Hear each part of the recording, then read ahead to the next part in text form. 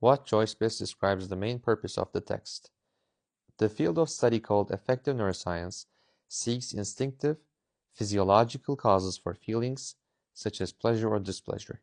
Because these sensations are linked to a chemical component, for example, the release of the neurotransmitter dopamine in the brain when one receives or expects a reward, they can be said to have a partly physiological basis.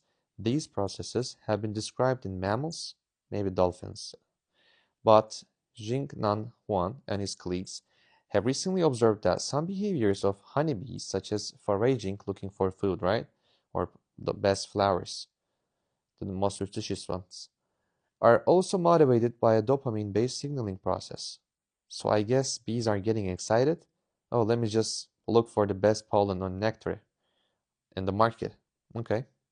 A, it describes an experimental method of measuring the strength of physiological responses in humans. So we are not speaking about humans only. So it's not A. B, it illustrates processes by which certain insects can express how they are feeling. It's not the main purpose. It's a detail. It's part of the speech, but it's not the main one.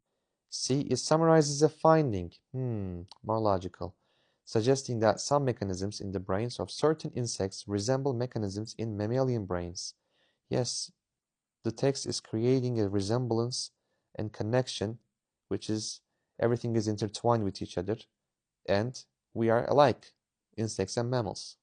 We both have dopamine receptors, and we act accordingly. So I guess the answer is C. But let's look at D anyways. It presents research showing that certain insects and mammals behave similarly, possible, when there is a possibility of reward for their actions. It's not presenting a research, it's more like summarizing the finding, the result. That's why it is C. So I have leaned in C towards C. The answer is C.